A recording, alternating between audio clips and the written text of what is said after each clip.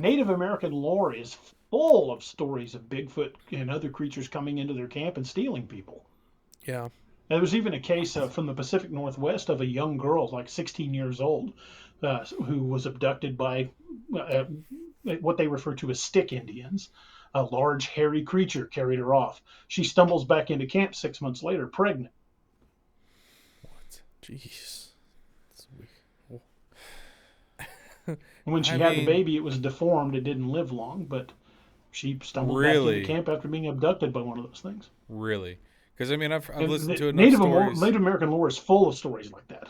Yeah, I've heard enough stories on the Sasquatch Chronicles. I don't know if you ever listened to that podcast, Mm-hmm. and they talk about male and female Sasquatches as well. And like Mm-hmm. a couple of the different stories I've heard on there. I can't say which ones in particular, but I can't remember if there were hunters that actually did shoot and kill them, and they were like, we buried them because we were so freaked out by it. We thought we killed a person.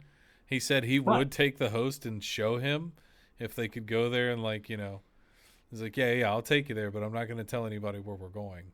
But you Right. wonder too, and I like what you said earlier too, hunters, because that's what really got me into believing in Bigfoot was Right. that's what you do. You're out in that woods looking for, is that a deer? Is that a this? Is that a, can I shoot Right. that? Can I hunt that? Is it going to try to steal my hunt? Is it going to mess me with I'm in my stand, et cetera, et cetera. So, I mean, you are really like this biological computer out there waiting, right? And you're analyzing all this data. So you get really good at categorizing. You really get, good at taking in shapes and sounds. And I think some of the most reliable witnesses because of that, right? And so that's why, again, back with the hunted from Politis and just all the different stories I've heard from hunters and seeing Bigfoot. I mean, it really, I was like, there has to be something to this because nobody really, like I always say, is nobody really wants to go to work and, tell everybody, hey, I saw Bigfoot, or, go on a TV show or a podcast. Yeah. Because you get And made say fun of. that. That's where I'm at. You just have nowhere else to go with it. So you're like,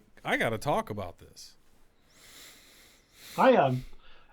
One thing I find the most interesting about when you start talking about cryptid encounters, I can tell you from my law enforcement career, I've seen people go to prison for life on eyewitness testimony. But when you start talking cryptids, eyewitness testimony is suddenly no good. Worthless. We've got credible sources. It's not just like the old joke about the guy wearing no t-shirt and a pair of bibbed overalls with one strap undone. Yeah, I saw Sasquatch and he stole my chickens and he was running up through the woods Yeah. with my chickens. Right. It's not that anymore. No, You're getting lawyers no. and judges and doctors and Right. people Right. from all walks of life, credible Right. sources coming forward, people with things to lose for telling their story. There we go. That's Mike, what I mean. Micah Hanks talked about all the forest rangers and forestry that service was people. interesting. Yeah. He had a whole presentation about Yellowstone. all the Yellowstone in particular. The through what was that called? The through fair? There was a certain range of mountains where this one The thoroughfare. thoroughfare, that might have been it. Yeah.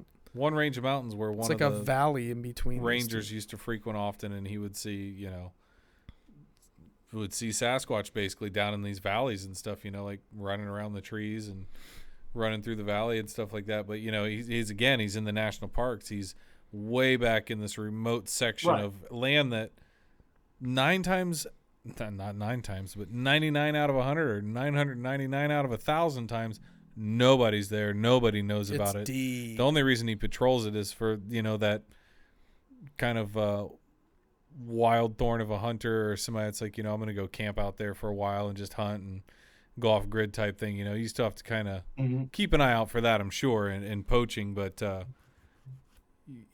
it's also the perfect kind of environment that's preserved and natural. And I mean, my God, you want to talk about how big some of those parks are. I mean, granted, the U.S. is still by far in large, not green spaces like that, but you get into those parks and they are millions of acres. I mean,